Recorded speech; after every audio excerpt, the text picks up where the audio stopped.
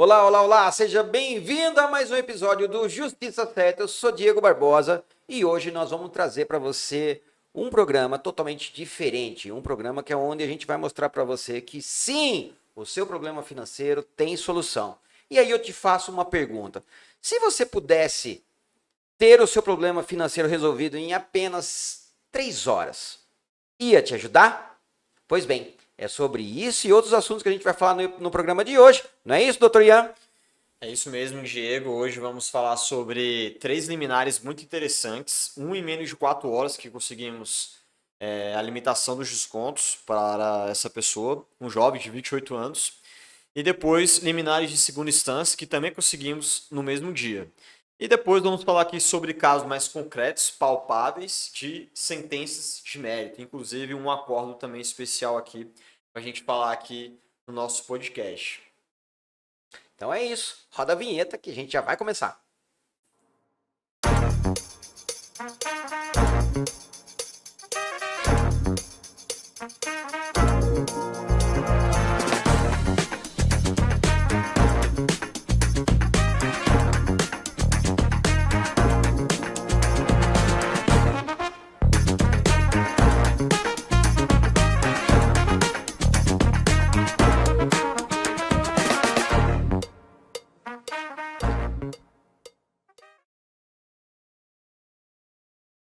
Vamos lá, então, vamos começar aqui o nosso programa. Olha só, antes da gente já iniciar os nossos trabalhos, apresentar os nossos experts, não esqueça de deixar o seu like aqui embaixo, compartilha esse vídeo, porque vai ajudar muitas pessoas. E para você que é aí, ó, está desanimado, achando que o seu caso não tem solução, fica conosco nesse vídeo aqui, que hoje nós vamos apresentar vários casos, e um deles pode ser igualzinho ao seu, e você vai ver que tem solução. Vamos lá, então? Eu quero começar aqui já dando as boas-vindas para o doutor Wellington Queiroz. Seja bem-vindo, meu mestre. Bom dia a todos. Vamos aí mais um episódio, né? Para ajudar as pessoas que estão precisando do nosso auxílio. É isso, é muito bom. Doutor Ian? Bom, muito obrigado, bom dia, boa tarde ou boa noite, não importa o horário que você esteja vendo aqui o nosso podcast. Estamos aqui gravando pela manhã, né? Quase a hora do almoço. Mas hoje vamos falar sobre 6 casos práticos, 3 liminares e 2 sentenças de mérito e um acordo. Então, falamos aqui várias vezes, né, Diego, sobre liminares, sempre todas as semanas, selecionamos 3 aqui bem especiais, mas também vamos falar de resultados concretos, né? Estamos falando antes da gravação, juntamente com o Dr. Queiroz também, vamos falar sobre casos concretos, porque a liminar, afinal, é um paliativo que já ajuda a pessoa, mas a gente também quer falar de resultados concretos, então vamos abordar com muita ênfase hoje 3 resultados muito importantes e concretos, onde a solução da pessoa foi alcançada em pouco tempo. Legal, eu já vou começar porque lembra que eu sou o leigo da história, né? Eu de juridiquês eu não conheço muito pouco, então eu quero começar assim. Qual a diferença entre eles? Liminar, acórdão, sentença? Vamos começar com o básico, tipo assim, explica, qual que é a diferença entre eles? A liminar é aquilo que vem imediato, que nós estamos conseguindo, por exemplo, a justiça gratuita, a limitação da margem consignada de 30% ou 35%, que já ameniza a situação financeira imediatamente do consumidor, do servidor. Isso é feito liminarmente. Pode ou não ser alterado lá na frente com a sentença. Perfeito? O mérito é quando você vai discutir, você vai manter aquela liminar concedida, certo? E vai dar procedência, em parte ou total no pedido. Que aí o pedido engloba não só esse que foi concedido liminar, mas outros pedidos que possam ter, além da questão dos juros, questão da cobrança casada de seguros, de capitalização, consórcio, né?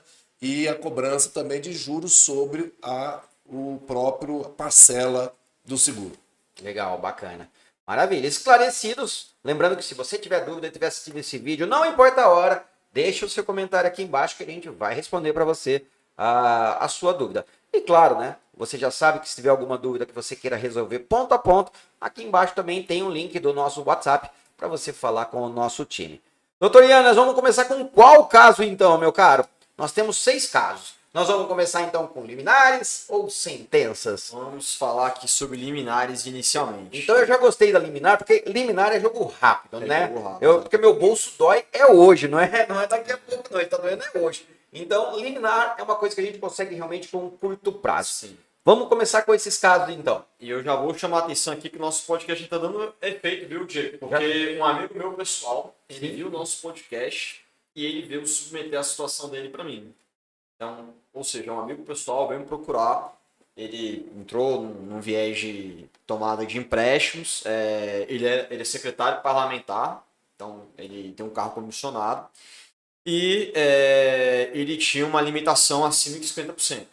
Então ele procurou, veio aqui no escritório, levou a situação, venceu o medo, isso é muito importante, venceu o medo e o constrangimento, e me pediu ajuda. Então, eu e o Dr. Queiroz acolhemos ele e entramos com a ação. O que eu quero chamar a atenção nesse caso, excepcionalmente, é que foi uma liminar muito rápida. A gente entrou aqui às 2h39 e a liminar saiu às 6h36 da tarde. Pasme.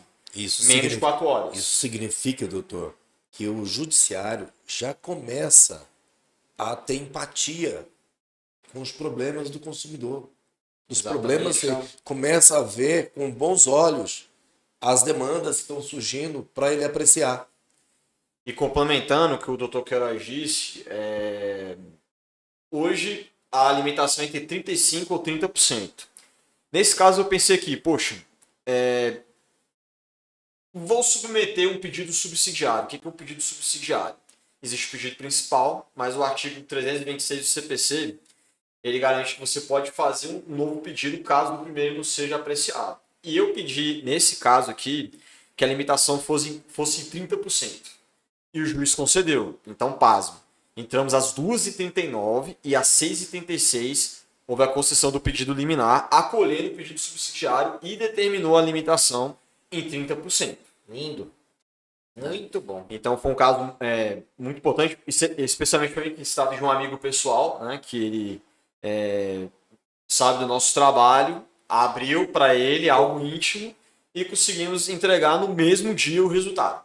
Muito bom. E o escritório, viu, Diego, se me permite, ele pauta para justamente você faz um pedido alternativo para que o juiz possa apreciar qual das duas condições que ele pode conceder. Interessante. Numa situação que, de uma forma ou de outra, vai ser atendido o pleito do consumidor. Então, por isso, o escritório ele tende a sempre buscar o que pode o magistrado, o que pode o juiz ajustar o pleito dele, ajustar as condições mais necessitadas dele. Sim, sim. Porque aí entra a visão do especialista, vocês, né, doutores especialistas na área. Por quê? Se você manda uma liminar com um pedido único e é negado, você perde tempo.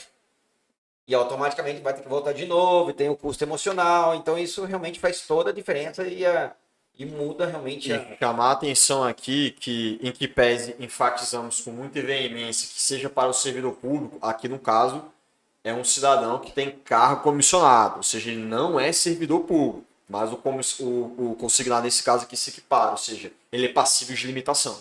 E nesse caso deu certo. Então, se você é seletista, se você tem um cargo comissionado, aqui serve também caso você esteja nessa situação de comprometimento de renda. E consignado também, porque serve para o seletista também. Entendi, E só para não dizer que nós estamos falando coisa, olha aqui, ó. Isso aqui, ó. Mostrar. Ó, isso aqui, ó. Isso aqui Dá um close aí, não, na câmera, porque são vários. Nós temos mais outros, mas só trouxemos os mais relevantes que surgiram, né?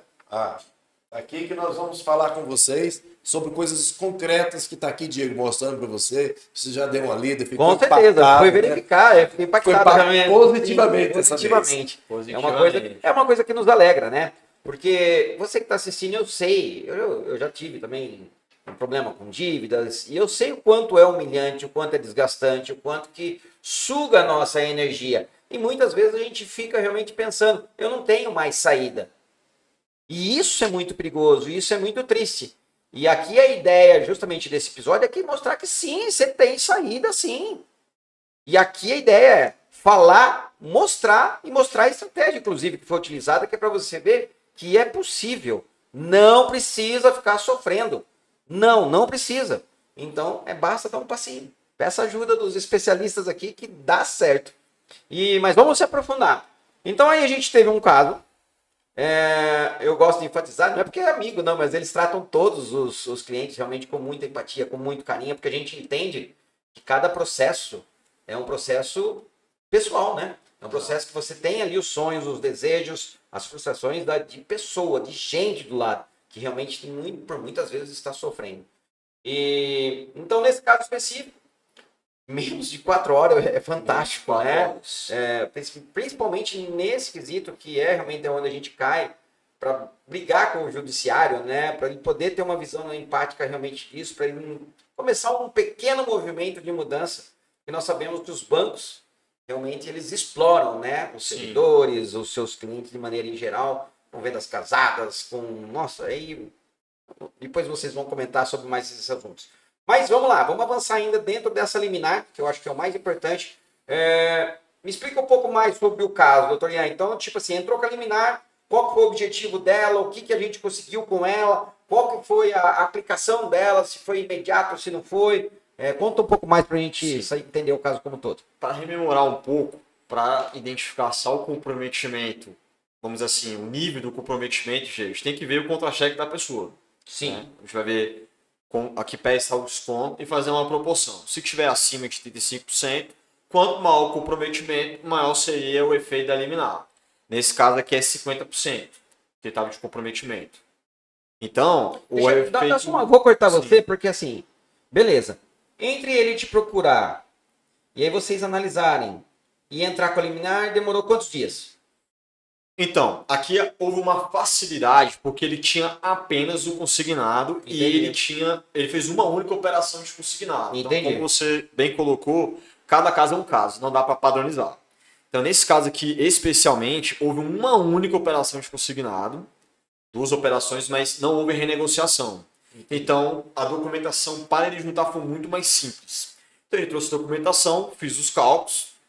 Uma vez identificando que os consignados estavam em 50%, significa que houve proveito econômico de 20%. Ou seja, a liminar, ao reduzir de 50% o desconto dele para 20%, significa que ele vai ter um acréscimo na renda dele de 20%, por meio dessa decisão judicial.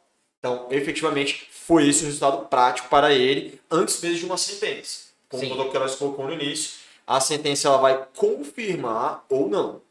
Mas, uma vez conseguida a tutela, a probabilidade é que seja confirmado, porque os requisitos, né, do artigo 300 do CPC foram constatados. Então, assim, nesse caso, excepcionalmente foi tudo muito rápido.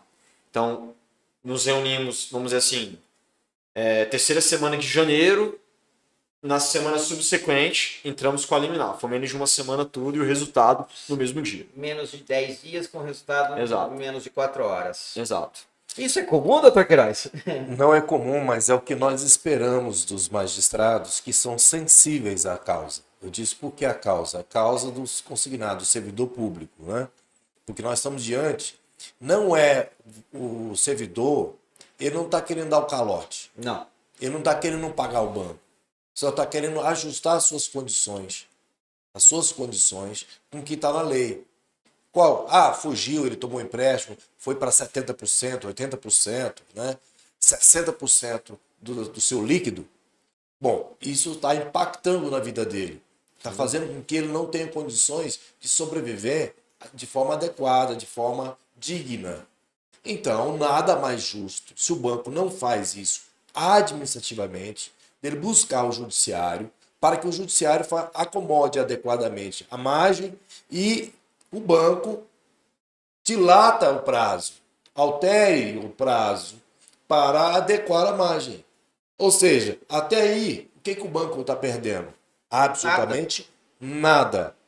Absolutamente nada. Ele não está perdendo, ele está ganhando, porque o seu cliente está com liquidez. Então, significa que o cliente está mais feliz, o cliente não está depressivo. Ao passo que, a partir do momento que ele não dilata, ele cria um problema para o banco, para ele próprio e para o cliente. Aonde nós estamos buscando também a sensibilidade dos juízes de também determinar que seja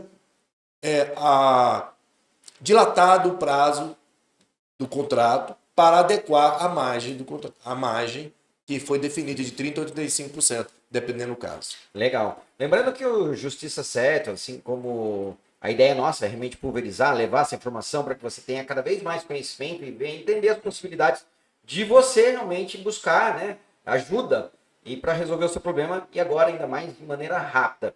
E aí já aproveito esse ensejo para o judiciário então já está com outros olhos, né, doutor Queiroz? Sim. Já estão realmente Sim. amolecendo o coração. Eu vou dizer, não é só amolecer o coração, amolecer a mente, abrir a mente para uma nova abordagem do problema. Que o problema anteriormente era levado ao judiciário é de não pagar, que não deve, certo? Que os juros é 12% ao ano, que é um absurdo o banco cobrar umas taxas nesse nível. Então, essa abordagem ela é diferente. Ela ataca de forma clara aquilo que está sendo violado. Se está sendo violado a margem, ajusta a margem. Se tem que dar elasticidade maior ao prazo, que se dê isso. Para o quê? Para que o banco possa receber e para que possa pagar atendendo o princípio da dignidade humana. E nos outros aspectos, que aí é meritório, que é um mérito, é a questão da devolução em dobro do seguro que foi feito de operação casada. Vamos falar sobre isso. E o doutor Ian vai falar daqui a pouquinho. Isso. E também a discussão, agora que é o debate, a questão dos juros. Se os juros são abusivos ou não. E veja, quando se fala o juro de 1,5, 1,70, né, que é para praticar 1,80, que é praticado no consignado, diferentemente que é praticado para o cidadão comum, pessoa física, que é 4, 3,80, 5, né? Para empresas, né? 2,80, 3,50, 3,70, aparentemente parece ser uma boa taxa, né? 1,5, 1,70, 1,80, mas não é. Em razão da fonte de captação que o banco obtém, em benefício que a União deu a ele, banqueiro, para obter um menor custo zero, quase zero, para emprestar aos servidores públicos. O spread. Exatamente.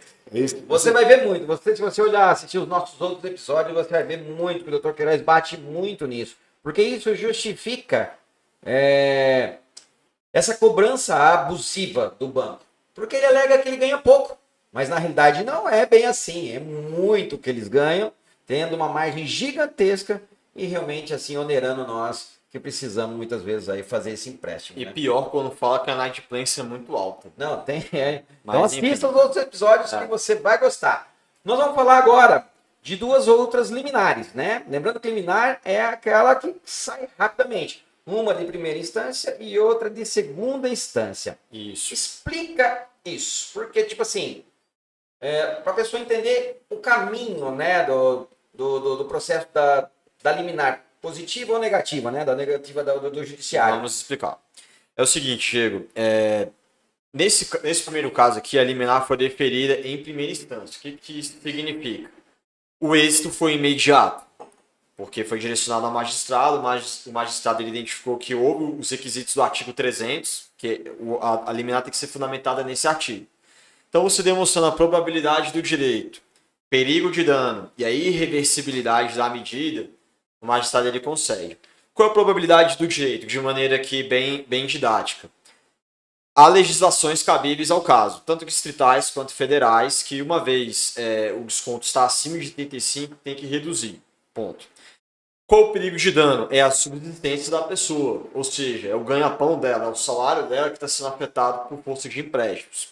Como uma relação contratual e é uma relação de consumo, então significa que há mecanismos dentro do direito do consumidor para buscar o equilíbrio contratual. Então, o perigo de dano, ao você ter a sua renda gravemente afetada por força de empréstimos, cabe essa adequação. E por que há, no caso, a irreversibilidade, que não há no caso? Porque caso o magistrado ele entenda que esses requisitos possam ser modificados ou mudou de maneira superveniente, ele revoga e volta a debitar do jeito que estava antes. Nunca aconteceu isso porque Enfim, a probabilidade do jeito pedido de dano é muito, vamos dizer assim, aparente nesses casos, né, dos nossos eixos. Pois bem, você fez a pergunta, a diferença de uma decisão de primeira instância para a segunda instância. No caso da decisão de primeira instância, o magistrado ele se manifesta por meio de uma decisão interlocutória, que é uma decisão incidental durante o processo que não põe fim à fase cognitiva. Porém, essa decisão pode ser favorável ou desfavorável. É muito 880. Então, se é favorável, ele vai conceder, como foi nesse caso aqui do secretário parlamentar, que ele tem 28 anos e, no caso, foi que é meu amigo pessoal. Na hipótese de ser indeferida, isso significa que cabe recurso. Isso é muito importante ser compreendido. Cada decisão do processo cabe recurso. Não é porque negou a primeira vez que acabou. Exato, não é o fim do mundo. Apesar, obviamente, não é uma notícia boa, porém cabe recurso. E o recurso cabível diante da decisão que indefere se chama agravo de instrumento. Que há uma previsão, um deferimento de tutela de urgência, cabe agravo de instrumento. Então, nos outros dois casos que a gente vai apresentar aqui, houve, nessa apreciação em primeira instância, houve o indeferimento. Não foi conseguido eliminar. Então, a medida cabível ao caso é entrar com um agravo de instrumento. Entrando agora aqui de maneira concreta no nosso segundo caso, é o caso de uma senhora, ela é idosa, tem mais de 60 anos, ela tem em folha de pagamento mais de 50% de comprometimento. O que já é comum, né, doutor Queiroz? Isso é uma coisa que a gente tem visto, assim, conversando com escritório os é um padrão, é mais clientes, pessoal de 50%. sindicatos. 50 eu acho que tem sido um mínimo de endividamento. Em consignados. Em consignados. Agora também sui generis também, que foi a idade, né? Esse tem 28, a maioria dos clientes que estão vindo aqui são acima de 50 anos. Interessante, sim. Acima de 50 anos, 60, até 70 anos. Né? Isso. Mas não é só porque retendeu um amigo, não. Todos, esse amigo que viu pela internet, né? Que acessou o YouTube. Sim. Que é um jovem que acessou o YouTube e viu a condição dele. E teve coragem. Não teve coragem, duas coragens que ele teve para superar o medo. É de contar a história para o amigo. Sim. Que estava com dificuldade financeira, que estava com um problema financeiro, certo? E o outro medo que ele rompeu foi entrar no judiciário. Sim. Buscar o judiciário, o amparo ao seu direito, aquilo que vai lhe dar uma condição melhor na sua vida financeira. Muito bom. Sim. Então, aqui, retomando ao caso, houve um indeferimento. Quais foram os pedidos que fizemos nesse caso? Como o consignado estava afetando mais de 50% da renda dela, cabe eliminar para adequar. Certo. Ocorre que o caso dessa cliente, assim como obedece o padrão dos servidores públicos, existe a operação CDC, que é débito em conta, e falamos um pouquinho sobre uma discussão que há no judiciário de um tema repetitivo, que é o 1085, que ele diz que não pode. Porém, vamos abordar de maneira mais específica posteriormente, mas nos casos de abuso ou quando inibe a dignidade da pessoa humana, preservar de maneira satisfatória o seu salário, o TJ vem enfrentando, mas é uma batalha das grandes. Nesse caso aqui, a magistrada invocou esse tema repetitivo. Ela falou, olha, por ter o desconto em conta, eu não posso conceder a liminar nesse ponto específico, mas com relação ao consignado, eu posso dar. Foi uma decisão um pouco diferente, mas no geral ela indeferiu. Então, para atender de maneira célere, satisfatória e eficiente para enfrentar essa decisão, entramos com o agravo. Então, eu anotei aqui. Entramos com o agravo, Diego, às 10h43 da manhã e às 9h50 da noite, uma decisão de segunda instância, houve a reforma parcial. Que também isso é uma demonstração de que o judiciário está atento a isso e promovendo a prestação jurisdicional, que também não é normal. Que também não é normal. Que não é normal. Está começando a ter uma onda realmente. Porque é a necessidade. A pessoa necessita. É o seu salário. É a sua sobrevivência. E nós estamos num período econômico do país muito ruim.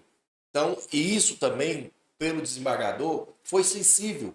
Como aquele outro juiz, no outro caso, foi sensível. Toda a equipe do judiciário agora, eu acho, diante de todos os movimentos que estão acontecendo, estão mais atentos a esses pleitos. a analisar. Porque nós não estamos pedindo nada absurdo. Estamos pedindo para cumprimento da lei, certo? E mais, quando é concedido, não tem nem interesse recursal para o banco. Nenhum ali. O banco vai recorrer por quê? Porque ficou na lei? É, exato. O que o banco devia fazer, que não está fazendo, e que nós estamos pedindo para que o senhor, o banqueiro, observe, é que você, ao invés de ficar discutindo a diferença, alongue, aumente o prazo e adeque a parcela. Porque aí está resolvido. Sim. Sem problema. E faça um acordo até processual. Por que não fazer um acordo? Já que o judiciário entendeu que é 35%, faz o acordo, alonga o período e pronto, está resolvido a demanda. Eu quero chamar a atenção nisso que o doutor Queiroz falou agora. Esqueci de um detalhe. Abrindo o caso aqui, os bastidores. Nesse caso aqui, o primeiro que eu falei que foi muito rápido, ele tentou administrativamente. Ele foi à gerência bancária, apresentou a situação dele, falou, olha, estou sentindo que está muito pesada a parcela. Como é que pode reduzir? Pode reduzir administrativamente? O que chama a atenção é que o próprio gerente falou que não. Ele não pode fazer isso. E ele mesmo disse para o cliente entrar no judiciário. Então, há uma vez de mão dupla aqui, porque como o doutor disse, sim é possível administrativamente e seria muito mais fácil. Agora, o grande questionamento é, por que não fazem isso? Porque isso abarrota o judiciário, são mais ações submetidas, né? E, no caso, o banco foi derrotado aqui por meio de uma decisão liminar e que foi obrigado, goela abaixo, a reduzir. Então, só adicionando essa informação. Sim, sim, isso é uma coisa que o Dr. Queiroz bate sempre em cima desse ponto, né? Que se você estiver adimplente, não tem negociação. Exato. Isso é Ao contrário, né? Tem negociação. Vamos fazer Vou te dar um dinheirinho a mais. Vou te dar um dinheirinho a mais. Vou renegociar Vou isso aqui. renegociar Vou te dar um dinheirinho a mais, você endividar mais ainda o servidor. Sim. Então, retomando aqui o caso de segunda instância, que caiu no caso para a quinta turma civil, sobre a relatoria da desembargadora Ana Cantarino. Então, me chamou a atenção, como o doutor acabou de dizer também, a sensibilidade, porque foi no mesmo dia. E algo que é muito importante também de ser dito é que a demanda de um tribunal, segunda instância, é muito maior que o da primeira, certo? Então, em tese, demoraria mais, mas não, houve uma eficiência muito grande, porque no mesmo dia ela Também apreciou o recurso e concedeu parcialmente. No caso, ela não deu o débito em conta, né, porque, enfim, nessa turma há uma discussão sobre, apesar de ter precedentes na quinta turma a favor de afastar o repetitivo, mas ela deu os consignados e isso foi muito importante. Que já ajudou Porque, bastante. para pensar, você tem mais de 50% da sua renda comprometida por força de empréstimos, é muita coisa. É muita coisa. E no caso, ao limitar em 35%, significa que você vai ter um acréscimo de 15% sobre a sua renda. Ou seja, 50% ADK a 35%, 15%. Então, ela vai ter mais dinheiro para sobreviver no mês. E nesses casos, como o doutor salientou, poderia se fazer administrativamente, não fazem, mas entrando no judiciário tem como reduzir, porque isso se chama reequilíbrio contratual. Então esse aqui é o nosso segundo caso. E deixa eu destacar uma coisa, é muito importante para o telespectador, para todos entenderem o que significa esse tema 1085, para explicar rapidinho para que eles não confundam. O STJ teve uma decisão lá atrás, e fez no repetitivo, nas demandas que estavam lançando a ele para apreciar, era o débito em conta corrente, que é aquela conta salário, pelo Instituto CDC, e o consignado. A soma desses valores, elas ultrapassariam o valor do teto. Então, o judiciário, no caso o STJ, decidiu o seguinte, não, o que prevalece é só o contra-cheque, não somando-se a conta corrente. Mas fez pela ótica simplista, no meu ver, naquele momento daquele julgamento. Ou seja, ela foi levada ao STJ sem o aspecto técnico dos lançamentos de conta corrente. Não é uma mera conta corrente de uma pessoa normal. É a conta, salário do servidor. O banco e a malícia que não foi levada para o julgamento, porque há uma certa malícia para o julgamento. Senão, teve o quê? Os ministros não observaram que há também, o banco também, tem um consignado em conta. Por quê? Porque quando vai sair seu salário, ele debita antes. no mesmo dia de o recebimento. Então, é a mesma coisa se tivesse no contra-cheque. Sim. Não há uma diferença nesse sentido. Não vai debitar 10 dias depois, 5 dias depois. É no mesmo dia, antes mesmo de qualquer débito na conta, tira-se no CDC.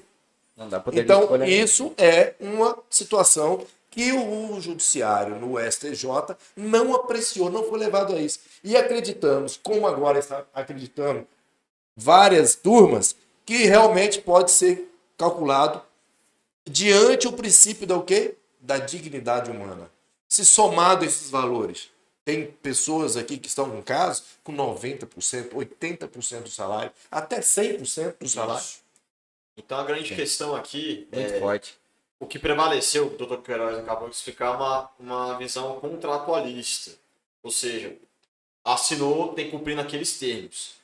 Acontece que o Código do Consumidor prevê como um jeito básico ao consumidor, ou seja, é como se fosse as causas pétreas do artigo 5º da Constituição. É indispensável, dentro de uma relação de consumo, todos os direitos elencados no artigo 6º do Código do Consumidor. Dentre eles, as prestações desproporcionais pode-se requerer a revisão para buscar o equilíbrio. Então, arrematando aqui o assunto. Ok, você consegue a limitação do consignado, que é por força de lei, leis distritais, leis federais, enfim. Mas o que adianta você limitar o consignado? Você realmente, isso já vai ser uma ajuda efetiva e concreta para a pessoa, mas se em conta os débitos, inibe ela ter acesso ao salário dela, ou afeta a própria subsistência dela.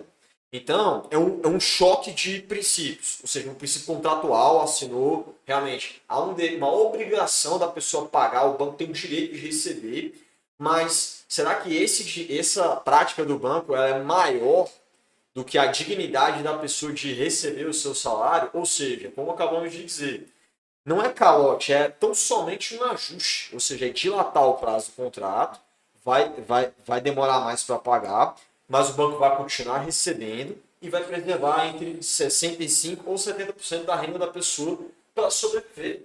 E é lei. E é lei. Exato. E é lei. E, Diego, é incrível para o pensamento mediano, seria óbvio fazer isso. Mas existe uma resistência do banqueiro, dos bancos, Banco Brasil, Caixa Econômica, BRB, muito grande nesse sentido. E outra, tentam retalhar o cliente a chegar ao ponto de retenção integral do salário. Verdade. Nós estamos agora com o embate com o juiz sequestrando o salário. Então, é um verdadeiro absurdo. E mais, eu entendo também que o Banco do Brasil, principalmente que as demandas muito do Banco do Brasil, não estão preparados administrativamente para isso. Que vem a liminar do magistrado, eles não sabem o que fazer internamente. Entendi. Não tem uma orientação do setor administrativo, da diretoria administrativa e do jurídico, como ele deve proceder. Aí ele fica sem saber o que fazer e aí cria embaraços processuais, que nós temos que, de novo, trabalhar para mostrar para o magistrado que administrativamente é fácil o banco fazer, só que lá internamente ele não tem os dispositivos para fazer. Não tem instrução. Não sabe como fazer. E prosseguindo aqui para o nosso terceiro caso, já que a gente tem... Só me responde uma coisa antes, porque eu gosto, você sabe que eu gosto de prazo, né? Eu gosto, porque prazo, porque assim, porque quando a gente tem uma ideia, e a gente entende, né, que cada caso é um caso, mas quando a gente vê que é possível, e a gente está entre 30, 60, até 90 dias, você ter uma mudança financeira na sua vida, é um negócio assim que vale, o custo vale fazer. E para nós, quanto mais casos a gente tiver, mais ações a gente entrar no judiciário, mais força a gente ganha, mais o judiciário vai mudando, vai tendo mais empatia, vai mudando aos olhos. Então, mais resultados positivos a gente começa a ter, até a gente criar uma onda realmente que a gente consiga só estar dentro da lei. Mudar a prática do banco. Exato. É só mudar a prática. É só estar dentro da lei, gente. É isso que a gente precisa. Nesse caso, conta pra mim aí, porque esse foi em primeira instância? Isso aqui foi uma decisão de segunda instância. Segunda foi instância. Confirmada posteriormente, porque assim, é a decisão monocrática, né? Agora, Sim. falando um pouco do passo a passo. Então, o agravo ele é apreciado monocraticamente pelo relator. Então, você tem um agravo de instrumento, ele vai ser distribuído aleatoriamente, vai cair na mão de um desembargador e ele é o relator desse caso. O que significa? Que o primeiro voto é o dele, né?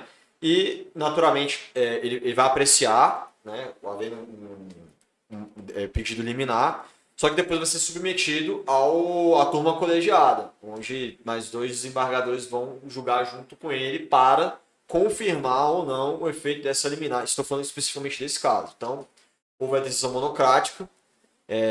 Retomando, entramos às 10h43 e às 9h50 da noite houve a decisão concedendo o pedido liminar. E posteriormente, alguns meses depois, esse aqui foi em abril, acredito que nesse caso foi junho ou julho, houve o acordo confirmando a decisão monocrática dessa desembargadora, certo? Então, mas o mais importante é a decisão monocrática. Sim. Que no mesmo dia concedeu a liminar. Foi bem rápido. Certo? Entendi. Bom, aí prosseguindo aqui sobre. Eu estava falando 1085, né? Esse é um caso que eu considero muito especial, muito importante. Essa é uma outra liminar, né? É uma outra liminar, mas ela tem, como posso dizer, ela é diferente. Porque os consignados dela, Diego, está dentro da margem. O que isso significa? Opa, interessante. O patamar dos descontos dessa pessoa estava abaixo de 35%.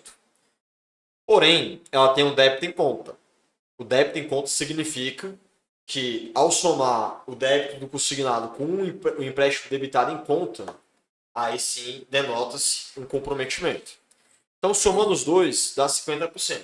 É um comprometimento bastante razoável, para não dizer grave. Ou seja, metade da sua renda ali que está comprometida por força de empréstimos. Então, para eliminar, o magistrado ele indeferiu, utilizando como argumento o 1085. Olha, os consignados estão dentro da margem, por mais que somando os dois haja o comprometimento, não posso dar por conta do repetitivo. Entramos com agravo. No agravo, foi distribuído para a 7ª turma civil do tribunal. Nessa decisão do desembargador, ele concedeu a liminar. Afastando o tema 1085. Ou seja, ele enfrentou o 1085. Entendi. Porque, ao analisar o comprometimento de renda da pessoa, ele se pautou no princípio da dignidade da pessoa humana.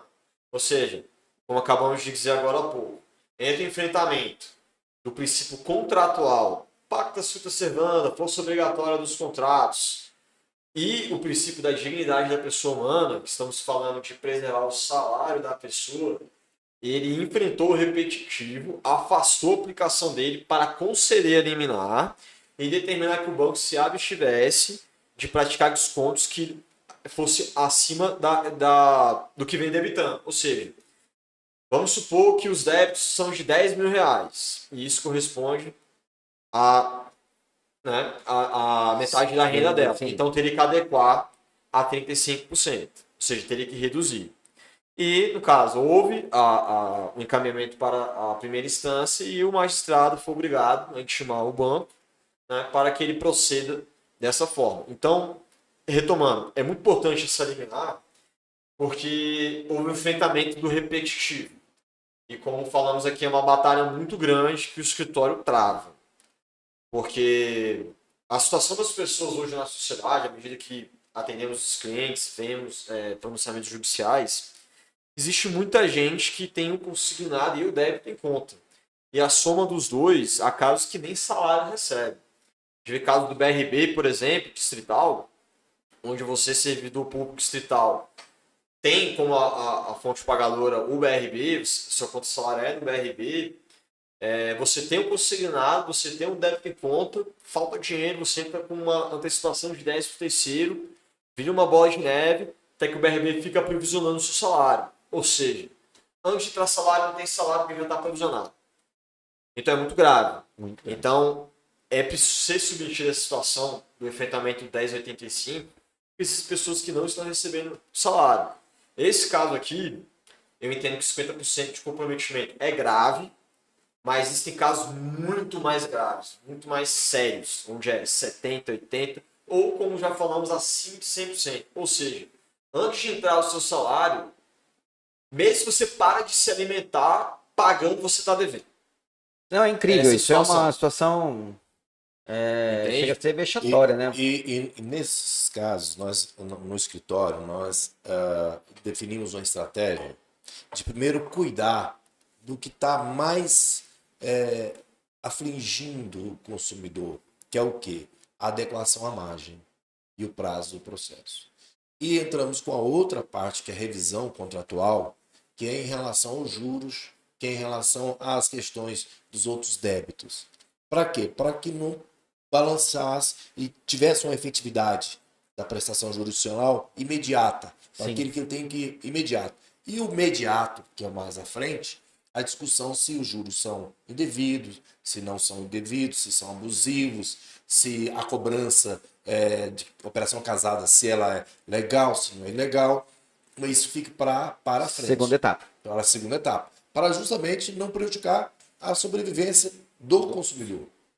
Agora, o banqueiro, BRB, por exemplo, ele pode se assustar com isso? Não. Não tem que se assustar. Porque não está dizendo que ele vai dar o calote no BRB. Não está dizendo que não vai pagar. É isso? E aquilo que ele cobrou que não era devido, nada mais justo dele devolver. Sim, Dele é justo. reembolsar. Não é justo? Sim. Então, e o pior é que ele vai devolver, não vai devolver com os juros que ele está cobrando. Não, porque ele ganhou dinheiro com o dinheiro Ele da ganhou dinheiro, pessoa, né? Ganhou dinheiro. Então ele não vai perder. Né? Não vai. De forma alguma, ele não vai perder. Muito bom, muito bom. Prazo. Eu gosto de prazo. Não, nesse então, de segunda instância. Aí, qual que foi o prazo? 90 dias, 60, em até, né? 90, 60 dias. Vou ajudar o doutor Ian em um detalhe. Nós entramos em um processo em 2023 e conseguimos a decisão agora, Sim? certo? Agora, de mérito. 2023, Muito agora no rápido. início de 2025 conseguimos de O mérito. mérito foi muito rápido. Só que nós tivemos um que nós entramos em dezembro do ano passado e tivemos decisão de mérito este mês. Fantástico. Poucos meses. Exatamente. Já estamos avançando para sentenças. Aí é o próximo etapa. Exatamente. Então você tem aí o judiciário já novo. se preparando, porque ele não tinha o conhecimento da matéria. Agora sim, qual o conhecimento que o judiciário tinha se colocar, se trazer essa demanda como superendividamento pelo artigo 104 do CDC. E o que nós fazemos é justamente o contrário. Nós fazemos justamente o contrário. Era uma revisão mesmo na forma da lei e adequar as condições que cada contrato tem, porque não está se buscando numa linha geral. É cada contrato. É individualizado. Individualizado. Não está se falando que o banco tem que fazer para todos, que isso. Não. Cada contrato está se buscando avaliar e se houve ou não o abuso, se houve ou não a superação do limite. É isso que nós estamos fazendo no escritório. Tem esse cuidado de antes julgar o caso, antes de levar ao judiciário. Então, para o servidor que está assistindo, para o empreendedor, entenda que quando os especialistas fazem análise, eles fazem realmente baseado em cima do seu caso, para montar a liminar, com o objetivo, lógico, de buscar realmente esse respaldo, esse respiro imediato, e aí não para por aí, né? Aí tem as próximas etapas, né, doutor?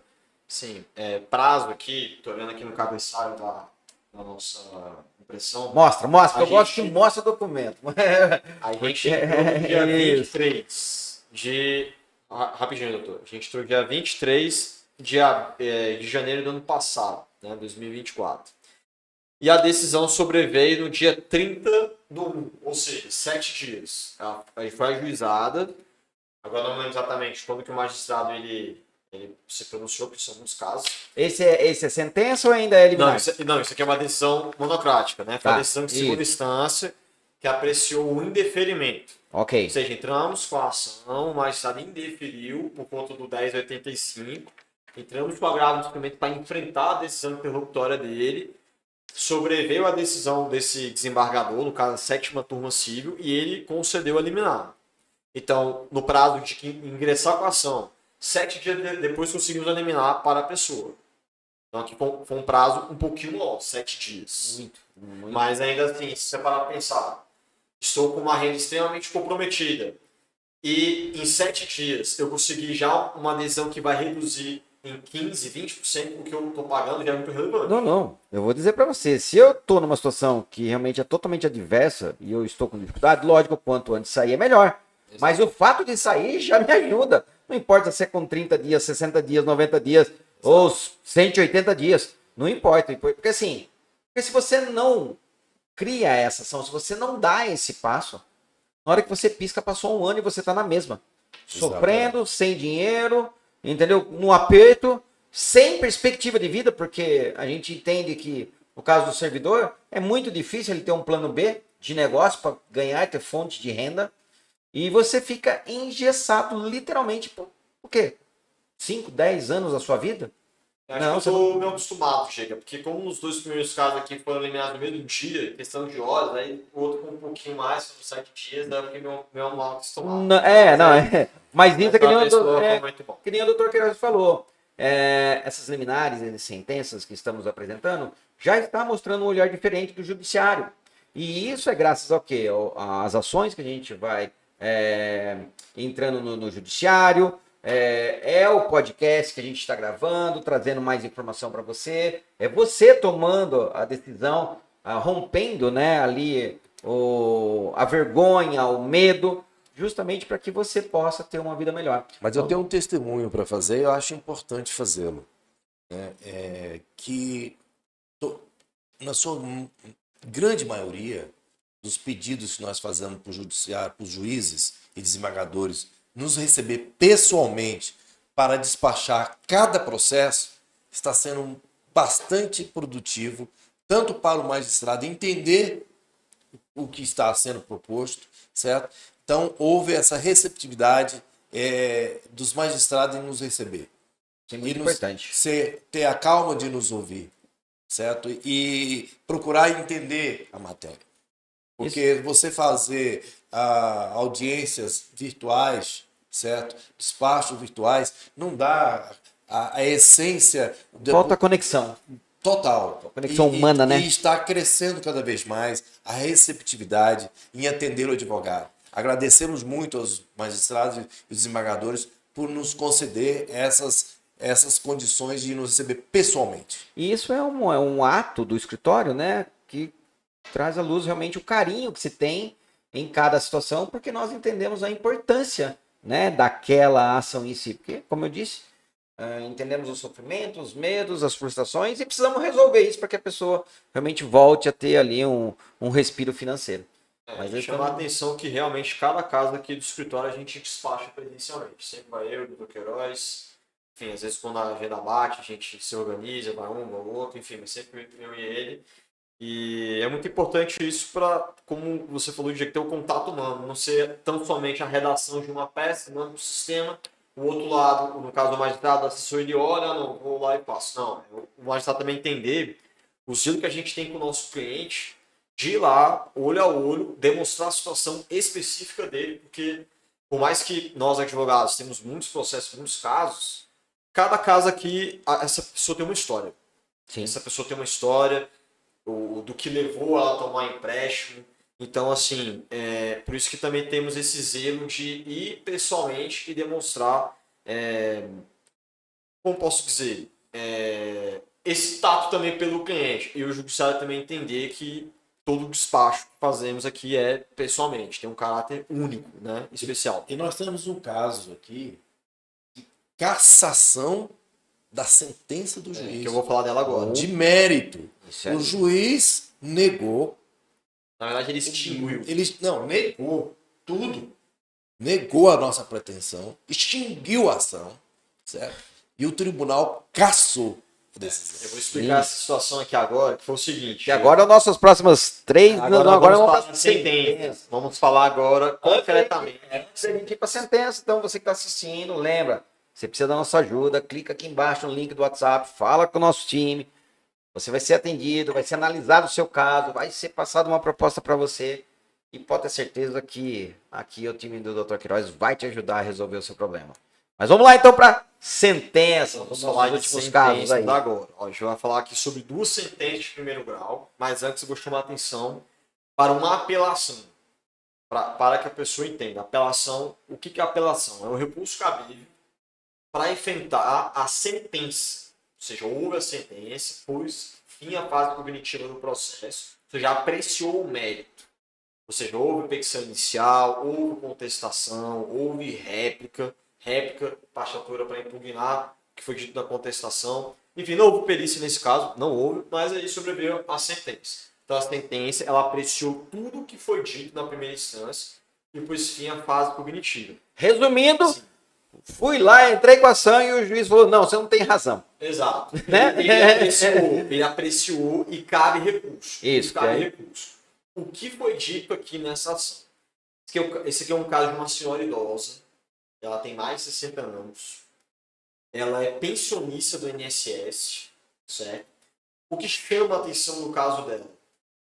Ela tem consignados que, por mais que esteja dentro da margem, ao se analisar todos os descontos em conta, que no caso aqui ela tem com o Banco Santander, ela tem com o Mercado Crédito, Sociedade de Crédito, que é o Mercado Pago, e,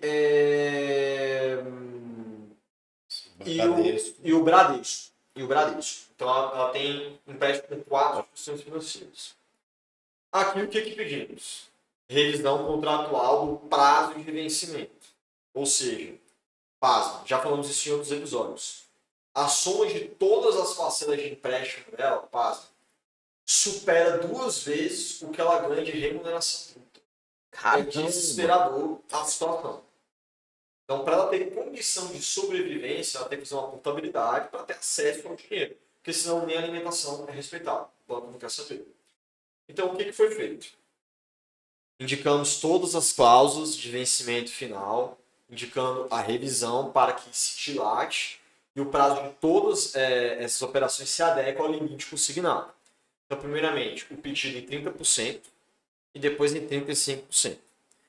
O que chama atenção aqui nesse caso, e aí com devida vênia, eu acredito que essa magistrada ela faltou técnica aqui, porque ela invocou o decreto 11.150. O que é esse decreto? Ele fala sobre o mínimo existencial. Já falamos também em outros episódios. O mínimo existencial para efeitos desse decreto, ele diz que mínimo existencial é você ter a quantia de R$600 para a sobrevivência. O legislador disse isso. Então, formulamos pedido de justiça gratuita, pautado em tudo isso que acabamos de dizer. Por óbvio, qualquer homem médico vai entender que ela não tem capacidade de sobrevivência. Porque se todas as parcelas de empréstimo dela superam 2 vezes o que ela recebe de remuneração bruta como pensionista do INSS, ela não tem capacidade. Então, formulamos aqui o pedido de revisão, porém, houve uma intimação da magistrada, nos intimando para falar sobre o mínimo existencial do conceito dado por esse decreto. Ou seja, uma legislação. Decreto inconstitucional. Exatamente. Flagrantemente inconstitucional. Então, falamos que, na verdade, fundamentamos que a nossa ação não é fundamentada no plano de repactuação de dívidas. O que é o plano de repactuação de dívidas? Com a lei do superendividamento, o artigo 104A, dentre outras previdências, ele fala que você tem que pagar no prazo de 5 anos. Fazer uma oferta, uma proposta, tem que apresentar uma proposta para ser paga em 60 meses.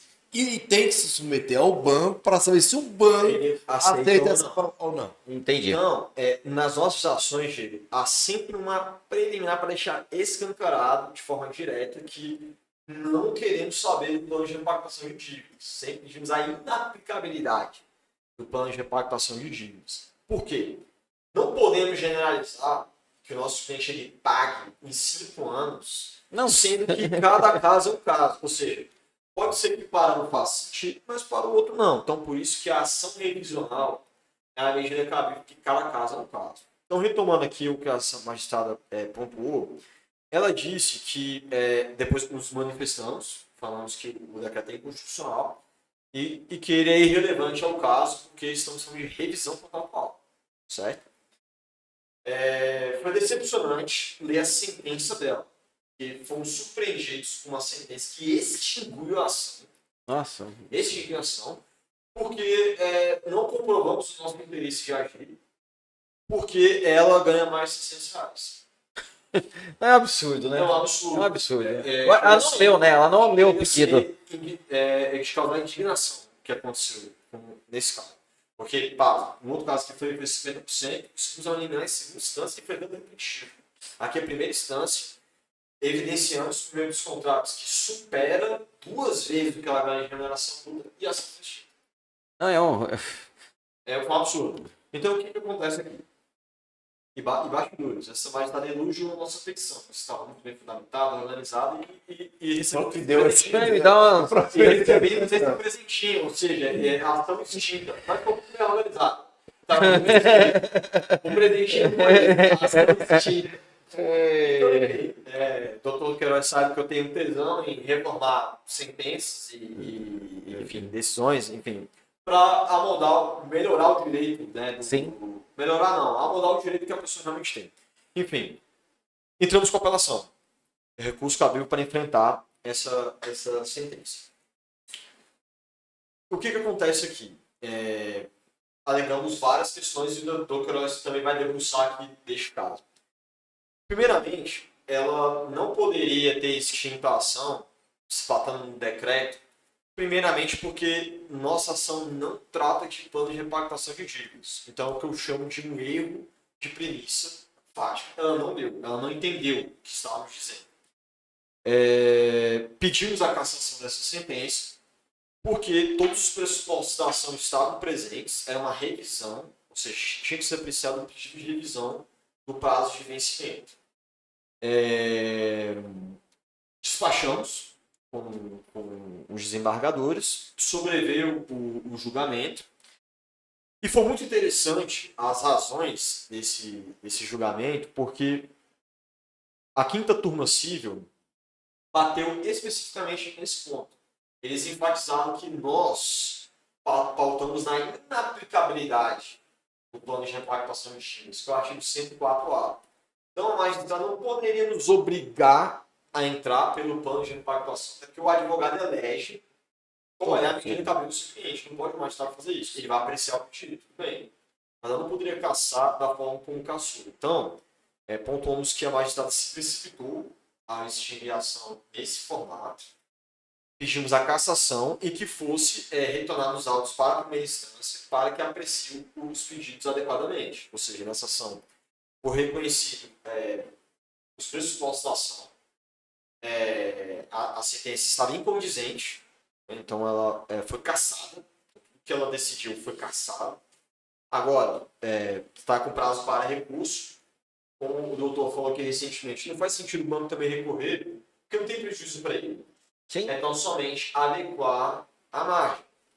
E essa situação vai ser discutida na primeira instância.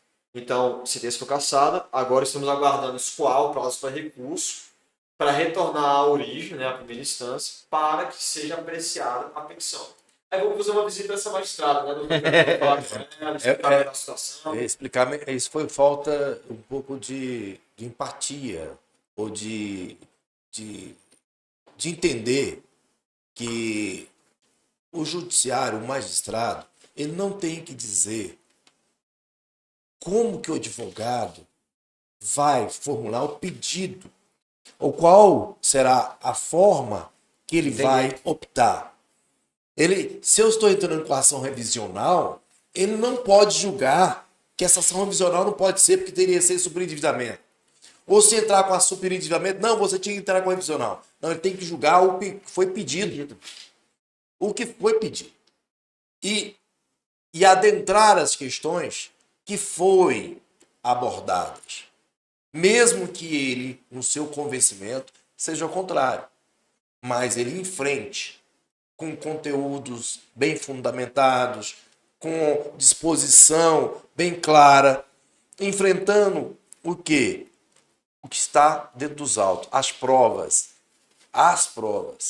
Agora, evidentemente, se o magistrado tem empatia, tem um olhar mais humanitário, ele vai ver que as pessoas, os casos que nós estamos levando em juízo, é extremamente grave. Sim, sim, muito sério. Extremamente grave. Com certeza. Fazendo uma brincadeira aqui, ela, já que vocês não fizeram do jeito que eu quero, então eu vou logo extinguir tudo aqui. Ficou magoada, ficou magoada. Então, só chamando a última atenção aqui, eu vou ler brevemente o texto que ela faz menção, na verdade, reformando o entendimento da magistrada quando ela invoca esse decreto. E mais uma vez vamos enfatizar aqui que é claramente inconstitucional. Que ele é menos da metade do salário mínimo. Então, como é que você pode falar que para a pessoa ter uma condição de dignidade da pessoa humana, a gente lê o artigo 5º da Constituição, todos os direitos e tudo mais, você viu que R$600 é brincadeira. Depois eu quero fazer uma pergunta desse daí, Perfeito. porque esse daí tem 4 bancos diferentes. Sim. Eu Então, o que ela diz aqui? Sendo assim, não há que se falar em ausência de interesse processual pela ausência de comprometimento de mínimo existencial, Visto que não se trata de pressuposto da ação revisional em questão, como se dá nas ações de repactuação de dívidas por superendividamento, o que atrai a aplicação do decreto 11.150, em seu artigo 3º, que estabelece o mínimo existencial em R$600. Duas conclusões aqui. Primeiramente, o plano de repactuação ele não é adequado, porque se você ganha mais R$600, em tese, você não teria prosseguimento. E, em segundo lugar, foi reconhecido o erro de premissa fática, onde, evidentemente, mas não se atentou aos nossos pedidos, porque falamos e fundamentamos que não fazemos menção ao plano de repactuação, senão uma revisão, propriamente dita, das cláusulas. Ou seja, como é ponto controvertido, a magistrada precisa apreciar isso na primeira instância, e foi isso que aconteceu. Ou seja, prevaleceu o entendimento na primeira instância que não houve interesse de agir, não prosperou. Então houve a cassação para o retorno da primeira instância para apreciar os pedidos na íntegra. Então esse aqui é um caso bastante relevante. Muito. Doutor Queiroz, nesse caso dela, ela tem então em 4 bancos, né? E ultrapassa em praticamente 2 vezes o valor bruto do que ela recebe. Quando a gente entra com a ação, aí todos os bancos têm que se adequar aos 30%, 35%, é isso? Exato. E aí nós temos o cuidado. Boa pergunta que você fez. Porque aí nós estamos tentando levar o judiciário uma condição mais condizente para que ele possa apreciar e decidir de cada um. Então nós levamos em consideração o valor da parcela de cada um. Entendi. Então você tem um percentual, olha, nós temos 100% dos 35%, não é isso? Isso. O Banco Bradesco ele corresponde a X%. Entendi. O Banco do Brasil corresponde a 5%. Para que os bancos recebam também, dentro da margem, o correspondente a seu percentual de que ele emprestou. Entendi. Então aí o banco não é nenhum deles. Não é onerado. Não é onerado. E se vai alugar até o ponto para atender o saldo devedor a ser pago. Entendi. Então não vai prejudicar os bancos. É uma dificuldade para o juiz também quando ele se depara com isso, que ele não trava a mente dele. Foi a primeira coisa. Nossa, mas e agora? Como é que passa os bancos? Como é que é isso? Cada banco? Não, é muito simples. A tese é uma só para todos. Né? A titularidade, ou seja, passiva, são diferentes, mas os valores são diferenciados e são ajustados. E cada instituição vai se adequar àquilo ali. E tudo isso é feito pelo órgão só, que é uma fonte só de pagamento, que é o INSS. Entendi. Se fosse várias fontes, Aí, mas é uma fonte só de pagamento. entendi. Então cada um se adequa àquele percentual que ele tem. Massa. Muito bom. Esclarecido. É isso daí. Que mais nós temos aí, doutor Ian? Bom, vamos lá. Assim, isso aqui é uma pessoa que tem mais de 50 anos. Tá? É o Poder Executivo. Tá? Agora vamos falar aqui.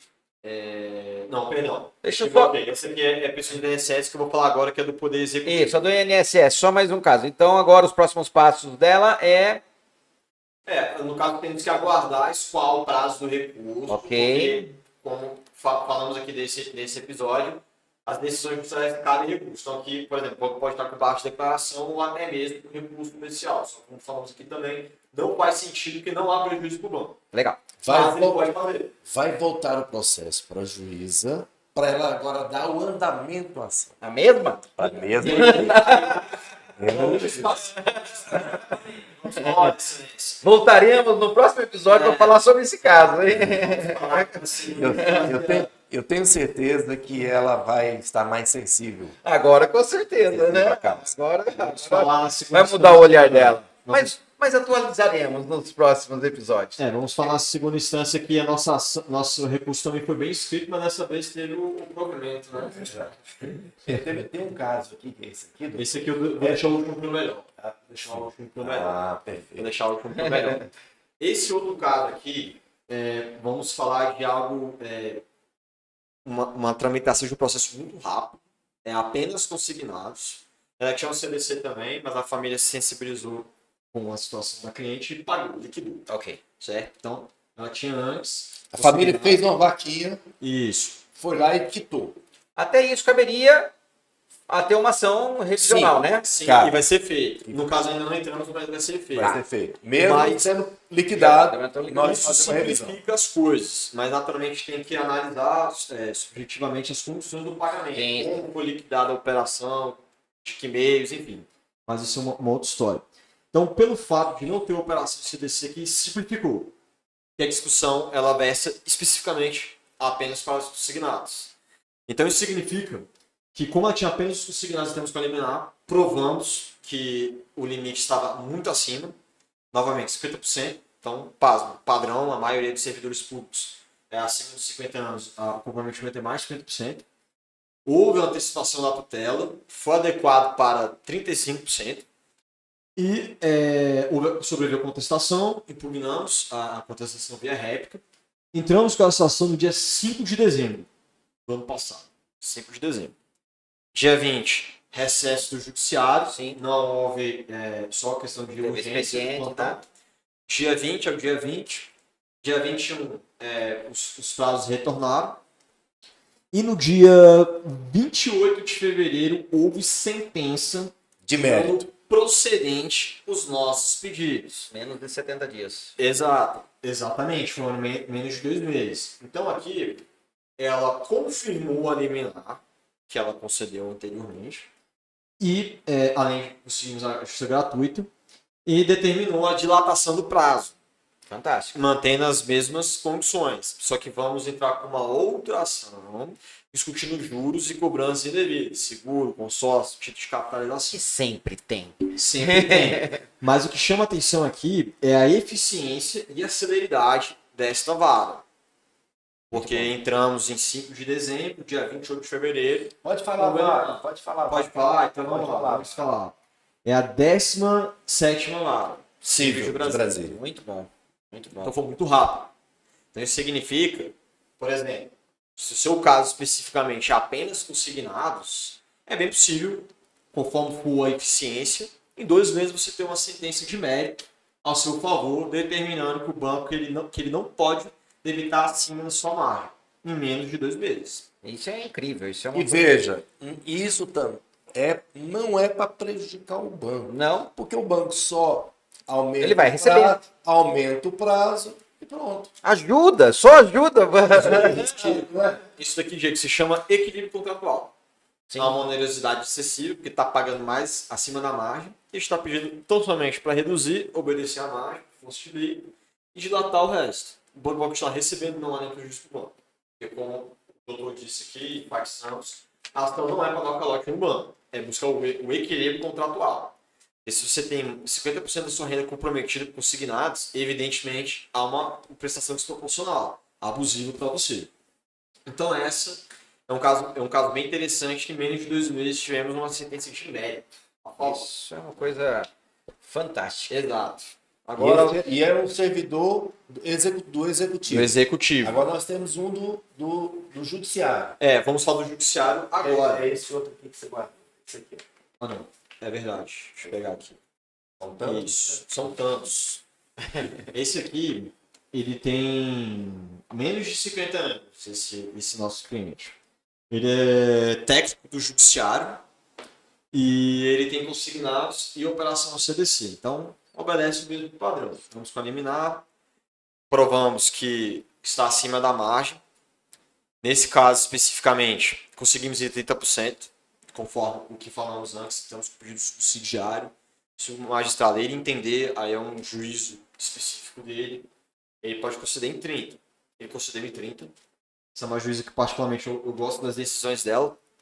Sexta vara civil, porque quando ela já despachamos com ela presencialmente, ela fala que quando a questão é superendividamento, é muito importante o acesso do judiciário. Sim.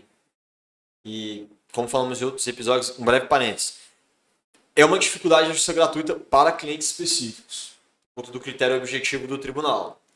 Então, nesse caso aqui, eu gostei muito da decisão que foi o seguinte, olha, diante do superendividamento, a concessão da gratuidade de justiça é uma condição de acesso ao judiciário, que também é um direito básico do consumidor. Então, ela concedeu a gratuidade, observou que a margem estava extrapolada, concedeu a liminar, certo? Só que nessa ação aqui, a gente mantinha o padrão anterior de, em uma mesma ação, discutir tudo. Certo. Então, margem consignável, que são as cláusulas de vencimento final, e a questão dos juros, cobranças abusivas. Então, que é uma composição plena. Então, essa ação aqui, deixa eu melhor para o final para a gente discutir mais, que demanda mais tempo. Então, a liminar foi deferida e teve seguro prestamista nessa operação aqui. E uma questão que é muito abusiva, o Banco do Brasil tem muito essa prática, quando você vai pedir um empréstimo, vamos supor que você quer 100 mil de empréstimo. Você não vai pagar só 100 mil. Não. Você vai pagar os juros, você vai pagar o imposto que é devido, e dentre outras questões que compõem o valor da operação. Então, ao invés de ser 100 mil, vai ser 120, 115, aí tem que ver o documento. Aí quando é baratinho, né? Porque você pega 100, você paga 200. Exato. E teve seguro prestamista. Em outros episódios, enfatizamos que o seguro prestamista ele é cobrado na cabeça. Isso. Por quê? Geralmente, você tem que pagar mensalmente, de maneira à parte. Cobrar na cabeça é à vista. À vista, né? Aí já desconta do seu empréstimo, No né? empréstimo ali. O seguro prestamista, o valor, vamos admitir que o Eu seguro já paguei um prestamista monte aqui desse daí. Né? é 20 mil reais. Então, o valor da operação vai ser 100 que você pediu, 20 mil de seguro prestamista e os outros denominadores. O imposto, o IOF, enfim, vai aumentando o valor da operação. Então, aqui, o valor do seguro está embutido dentro do valor da operação. Então, os juros remuneratórios da operação de consignado, ele abarca o valor do seguro. E isso é enriquecimento ilícito, isso é abusivo. No caso aqui, o que é interessante é que ela determinou que o banco pagasse, foi condenado a pagar em dobro. Então aqui a gente está falando de 30 mil reais. Excelente. Que o cliente, né, Pagou. ele pagou. Então tem que ser devolvido. Em dobro. Em dobro. Sim. Lindo.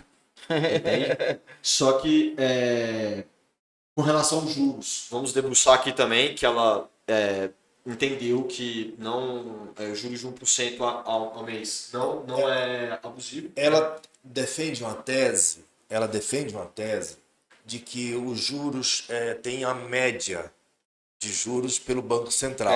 Que é aquela média que a Só gente que falou em outro essa episódio. média do Banco Central, ela é uma média, uma farsa. Porque quem faz a média são os próprios banqueiros. E o Banco Central não faz média nenhuma. Ele simplesmente coloca lá no site dele que quem alimenta aquilo ali são os próprios bancos que informam as taxas que eles estão praticando. Então, se são um oligopólio, é simples você trabalhar com a taxa média.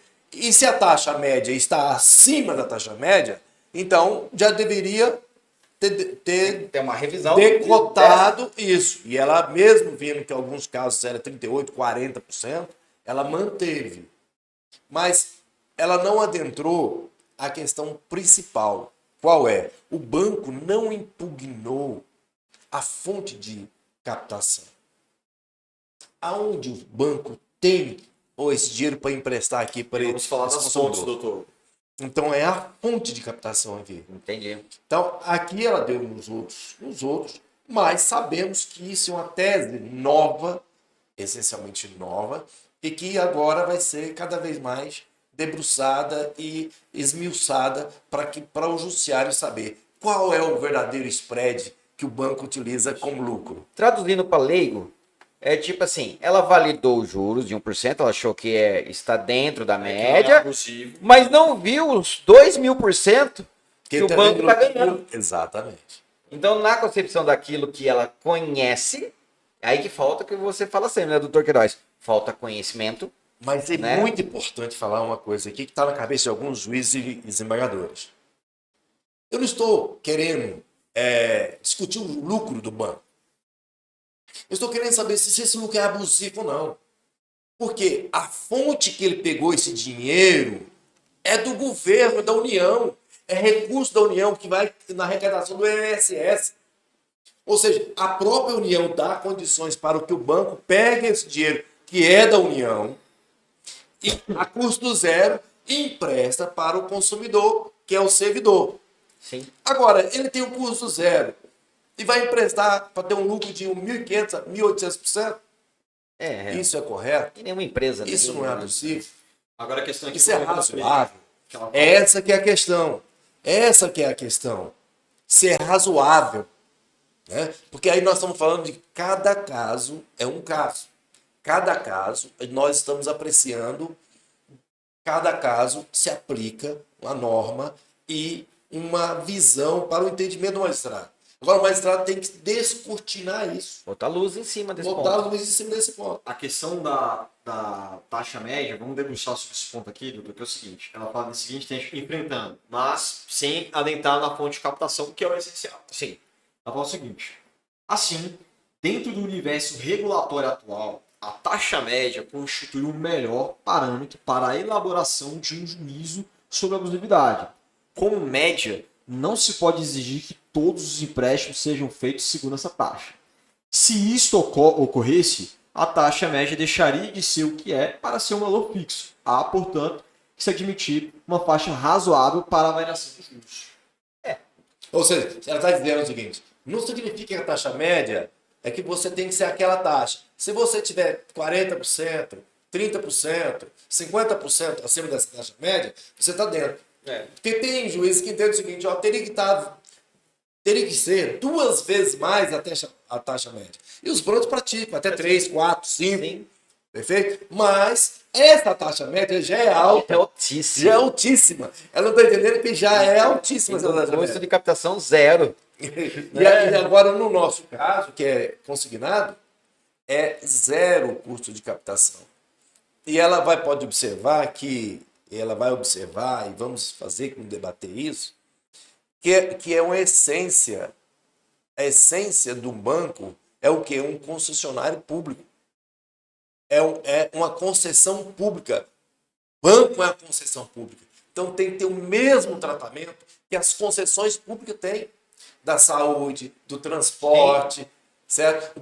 Olha só, de petróleo, que são os postos de gasolina. Sim. E os postos de gasolina e as distribuidoras, elas são proibidas de terem lucro acima de 20% do valor que ela comprou E combustível. tem o mesmo peso que sai igual de um banco.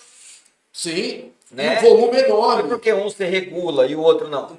Ó, você aumenta a tarifa de transporte. Sai aumentando assim? Não. Por que o banqueiro não é fiscalizado? Por que ele tem essa liberdade? Total, o que ele ganhar é o que ele ganhar. Por quê? Por que isso? Por que isso? E ele é uma concessão. E é extremamente importante e relevante para o país. É na área econômica do país. Então ele, o banco, a instituição financeira, é extremamente relevante. Por isso ele é fiscalizado, ele é orientado pelo Banco Central e ele tem que pedir autorização ao Banco Central para operar. Se não tem autorização do Banco Central, é legal. Acabamos de despachar ontem, né? Um caso emblemático também. Depois falamos sobre ele. Mas quando o doutor Queiroz e eu começamos a falar no caso do doutor Queiroz, a primeira coisa que eu comecei a falar sobre o plano de captação, o que o desembargador falou, doutor? Queremos promover uma intervenção econômica. Econômica. Parodiando naquele meme. Intervenção econômica por quê? Eu negativo de incidência. Objetivamente, sobre o contrato. Sobre o contrato. É o contrato. É cada caso específico. Sim. Agora, se amanhã ou depois os nossos políticos têm a vergonha na cara e começam a levar essa discussão a sério, porque não é só o servidor que tá penando na mão dos bancos com os lucros abusivos, é os empresários, é o próprio governo federal com a Selic nas alturas. Né? A Selic, gente, é para o governo pagar remunerar os banqueiros nos títulos que eles são obrigados a comprar do Estado. Não é para fazer a formação da taxa de juros que é praticada. É para que o nosso governo do Brasil, nos títulos que ele emite, paga a Selic para os banqueiros. Então vai aumentando, vai somando mais para os banqueiros. Agora, o que significa isso? Quanto que o banco ganha com isso? Não há limitação de ganho, porque o CDI, hoje tem um mercado interbancário. O mercado interbancário é só os banqueiros que fazem negócios. Só os banqueiros. E o que eles fazem nesse negócio? Emprestam dinheiro um para o outro. Sim. Faz a posição para o outro. Troca ativos um para o outro. Qual o spread que eles utilizam com ele? Nunca superior a 2%. Nunca. 2% ao ano. Se a operação é diária, então você traz esse valor presente. Divide. E aí você tem qual o spread que o banco ganha. Então a operação é 0,80, 0,50 ao ano. Não, é absurdo. É entre eles, o justo. Para nós... Sim, mas é porque nossos representantes, nossos governantes, eles não atuam em benefício da população. E pasmem, esses mesmos representantes fazem financiamento, tomam empréstimo e pagam absurdo e não fazem nada. A nossa Casa Legislativa precisa urgentemente colocar esse tema para se discutir. Mas discutir seriamente, não com rivalidade. O banqueiro tem que ter lucro, todas as instituições têm que ter lucro para sobreviver. Você sabia que é inconstitucional a empresa não ter lucro? É inconstitucional você licitar uma operação, fazer uma licitação e não ter lucro. Tem que ter lucro. O lucro é o crescimento. As empresas públicas que atuam, o banco, por exemplo, a Caixa Econômica Federal, o BRB, tem que ter superávit. Senão como é que ele vai fomentar o desenvolvimento? Senão como é que ele vai criar? Tem que ter superávit, tem que ter lucro. Agora, não pode ser abusivo. Não pode ser escrachante. Não pode levar as pessoas a se sacrificarem até não ter dinheiro para se alimentar a família. Tem que ter dignidade. O lucro também tem que ter dignidade. E eu entendo que esses lucros, essa mais de 1.500%, 1.800%, é indigno. Com certeza. Avancemos, doutor Ian. Bom, então, Aí negociamos a questão dos juros, mas objetivamente falando, ela deu a liminar para nós 30%, relevante, porque por força de lei deveria ser 35%, mas há um olhar subjetivo sobre essa matéria quando há o abuso, né, ou quando a situação remete à redução para atender à dignidade da pessoa humana. Então conseguimos eliminar em 30%, confirmado por sentença. Massa. E neste caso aqui ainda estamos no prazo dos embargos. Isso, aí vamos entrar Vamos embargos, declaração vamos falar sobre os embargos. sobre justamente avançar, porque ela também esqueceu também em relação aos juros que o banco cobrou sobre o seguro. Isso. Verdade. Então, a questão Verdade. da Ele cobrou sobre o seguro, que juros não se cobra sobre serviço, porque seguro é serviço, se cobra sobre capital. Verdade. E o banco está cobrando sobre... Tem essa prática há seguro. muitos anos, né? Exato. Eu acho que sempre Tem que devolver também. E o prestamista, isso é relevante, porque além dele ter o ajuste contratual, que vai ser benéfico para ele, dele pagar menos o consignado, ele vai ser, como posso dizer, reparado pelos danos que ele teve ao ser submetido à venda casada, e vai ter a devolução em dobro. Tem um detalhe aqui que eu quero chamar a atenção também nesse caso, é que durante a tramitação do processo, ele tinha uma função de confiança no STJ. No caso, ele perdeu, né? Foi suprimido, então significa que a remuneração dele reduziu. Se a remuneração dele reduziu, o valor dos consignados tem que acompanhar essa premissa. Ou seja, se eu recebo menos e o valor dos consignados mantém, significa que proporcionalmente será maior. Então, peticionamos, informando isso, trazendo toda a documentação para comprovar e fizemos um novo pedido para que se adequasse à margem. E foi feito. Ou seja, mesmo conseguindo uma liminar em primeira ou segunda instância, se porventura ao longo do processo há uma modificação, eventualmente redução de renda, ter como ajustar ainda mais. Exemplo, tem servidor do Banco do Brasil, próprios servidores, gerente do Banco do Brasil. Ele tem lá, desculpa, ele tem um empréstimo, fez um empréstimo lá consignado na folha dele, Sim. certo? No contra-cheque dele lá no banco. Só que ele estava ganhando 20 mil reais por mês. Aí se ele perde a função, Vai cair pra... vai cair para 8 mil, 9 mil reais.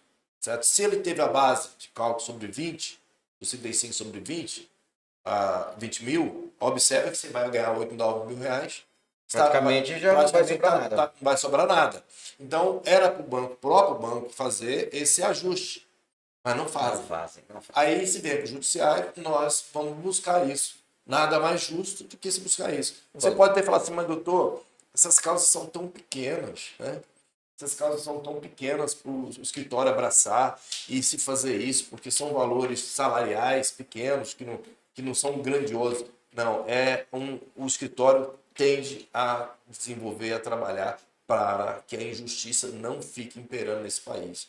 Sim. Nós precisamos lutar para que as coisas sejam mais justas. E o judiciário não fugir disso. O judiciário dá a sua contribuição para que, se deixar o banqueiro fazer o que ele quer, ele vai arrancar o que ele puder arrancar. Ele não tem limite. Não tem limite, o governo não consegue limitar, o judiciário não consegue limitar, ele faz o que quer do país, empobrece o país. O banqueiro não está preocupado em enriquecer o país, está preocupado em enriquecer o bolso dele próprio. É o parasita. Sim. Eu acho que aí nós já acabamos. Aí, então, no caso aqui, objetivamente, vai entrar com baixa de declaração, que é os casos de omissão, contradição, obscuridade, erro material, para provocar que a magistrada se manifeste sobre o custo de captação. Ela possui a taxa média, que está dentro da taxa média, ela fez uma consulta ao site do Banco Central, está em sintonia, porém, a taxa média é irrelevante, é um parâmetro, mas não pode ser algo objetivo para ela ser abusiva, não. Tem que analisar a especificidade do caso. Então, ela tem que analisar o custo de captação do jeito que existe, inclusive tem precedentes da STJ nesse sentido. Que é a súmula, é o tema Eu tenho a 27. E além disso, ela tem que analisar também a cobrança dos juros sobre o seguro prestamista. Porque foi uma forma de cobrar indevidamente da parte autora, né, esse técnico judiciário do STJ, nosso cliente, que também tem que ser restituído. Só que isso tem que ser feito por meio de perícia contábil. E tem um fato importante aqui, é o quê? O banco não impugnou a fonte. Então, é um fato incontroverso. Que a fonte que nós apontamos é aonde o custo que o banco teve para a captação. Entendi. Então, talvez isso nós vamos levantar isso para a magistrada para que ela possa apreciar. Porque daí ela vai ter um outro parâmetro para a decisão dela. Exatamente. Que ela pode até se manter, mas ela vai apreciar. Mas agora tem nova. E ela vai levar isso para o tribunal, que nós queremos isso, chegar até o STJ para multiplicar esses temas. Excelente. Trazer luz para esse ponto específico. Daí toda essa média, né, de juros do mercado tem que mudar.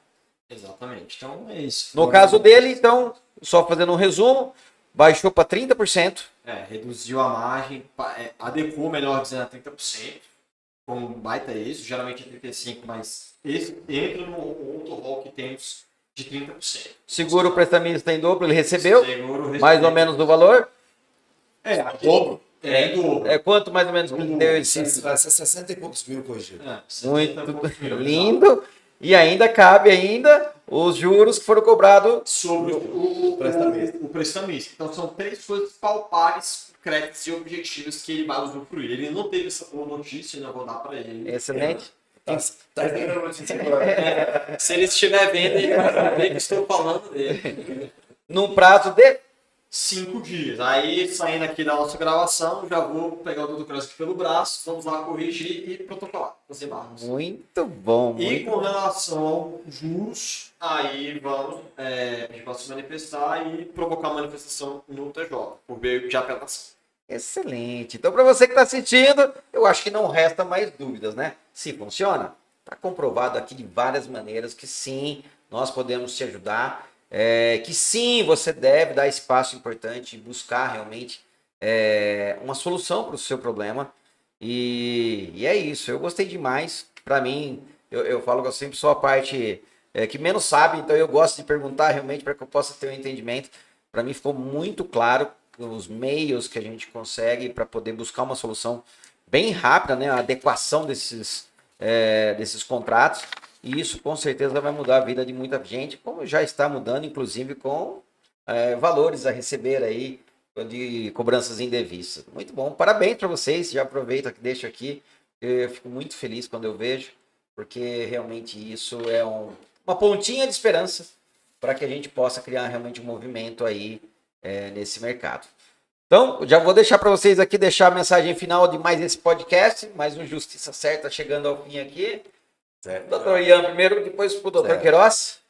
Bom, espero que tenha sido muito bem compreendido a questão concreta aqui da sentença. A gente sempre fala nos episódios que eliminaram saem toda semana. É muito bom. Digo que é um remédio diante da situação, um paliativo, mas que é extremamente importante, tem o seu valor de maneira inestimável. Mas, por meio da sentença, já algo concreto e objetivo na sua mão. Então, apresentamos casos aqui, menos de 2 meses, conseguimos adequar a margem. Casos aqui que, além de ter a margem, você também ser reparado pelos danos que você obteve. No caso desse cliente que é o seguro prestamista em dobro, ele vai receber em dobro, além do valor que ele pagou indevidamente, e os juros que ele pagou sobre o seguro.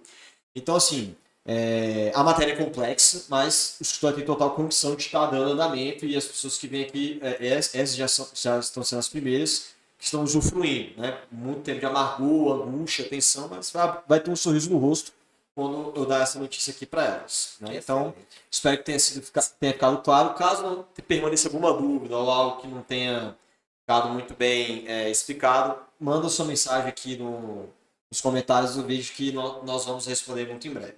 Muito obrigado. Bom, obrigado, Diego, mais uma vez, né? Obrigado, doutor Ian. E nós trouxemos aqui coisa do forno, sai do forno agora. Boninha, primeira mão, né? Que nem o cliente ainda sabe ter notícia. Desculpa. Eu gostaria que vocês tivessem a compreensão de que as matérias trazidas são relevantes e ajuda aquelas pessoas que estão endividadas e super endividadas. Então, se você quer ver o seu caso, entra aqui, olha no baixo, lá vai ter o WhatsApp, lá o link do WhatsApp. Entre em contato com a nossa equipe, que nós vamos avaliar. Lembrando que nós primeiro avaliamos para se tem cabimento para ser propositura no judiciário. Levamos ao judiciário aquilo que realmente tem condições da pretensão ser admitida e aceita. Certo? Muito obrigado a todos e tenham uma excelente semana. É isso aí. Se você quer que o seu caso seja um caso de sucesso, vem para Queiroz Advogados. Um grande abraço e até logo.